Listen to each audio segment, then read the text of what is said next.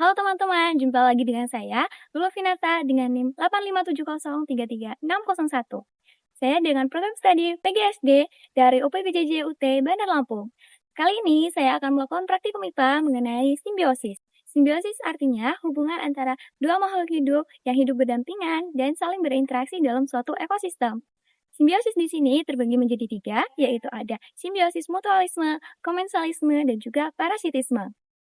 Pertama, simbiosis mutualisme, yaitu hubungan yang terjadi antara dua makhluk hidup yang saling menguntungkan.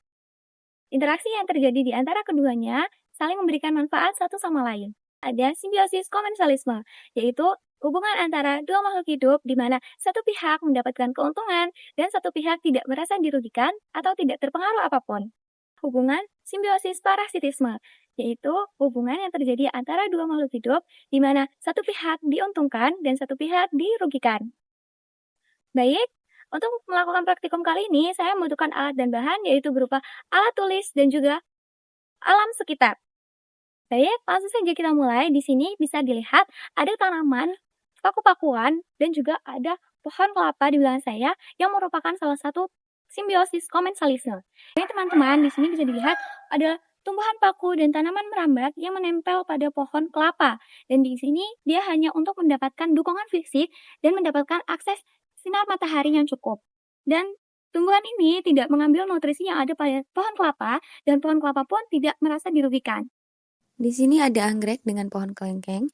Anggrek menempel di batang pohon untuk mendapatkan cahaya matahari yang cukup, namun tidak mengambil zat makanan dari pohon tersebut. Selanjutnya ada sirih gading dengan pohon palem. Tanaman sirih gading menjalar di batang pohon palem agar dapat tumbuh lebih tinggi dan terkena sinar matahari, tetapi tidak mengganggu pertumbuhan pohon palem. Selanjutnya ada bunga madya ungu dengan pohon kapuk. Bunga madya ungu menempel pada batang pohon kapuk sebagai tempat hidup, tanpa mengambil makanan dari pohon tersebut. Dan yang selanjutnya ada buah naga dengan pohon pete. Tanaman buah naga merambat di batang pohon pete untuk mendapatkan cahaya matahari lebih banyak, namun pohon pete tetap tumbuh dengan baik dan tidak terganggu. Pertama, di sini ada benalu dengan pohon ceri kampung. Benalu menempel pada batang pohon ceri dan menyerap sari makanannya, sehingga pohon ceri menjadi lemah dan pertumbuhannya terganggu. Selanjutnya, ada tali putri dengan tanaman pagar. Tali putri menempel pada tanaman pagar dan mengambil zat makanan dari inangnya. Akibatnya, tanaman pagar menjadi layu. Di sini ada tanaman paku dan benalu di pohon mangga. Tanaman paku dan benalu sama-sama hidup menempel pada pohon mangga untuk menyerap makanan, menyebabkan daun pohon kering dan menurunkan kesehatannya.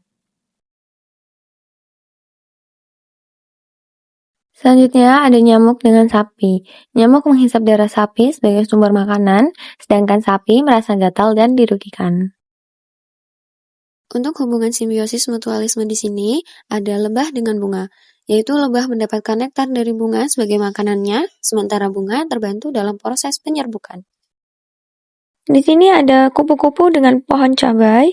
Kupu-kupu menghisap nektar dari bunga cabai, dan pada saat yang sama membantu penyebaran serbuk sari bunga cabai.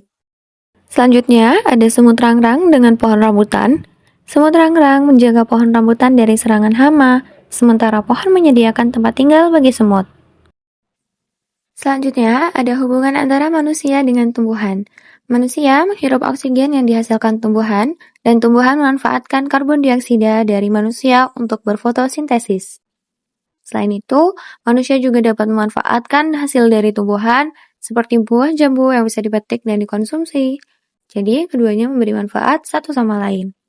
Baik, dari semua pengamatan yang sudah kita lakukan, dapat disimpulkan bahwa dalam simbiosis mutualisme, kedua belah pihak sama-sama diuntungkan.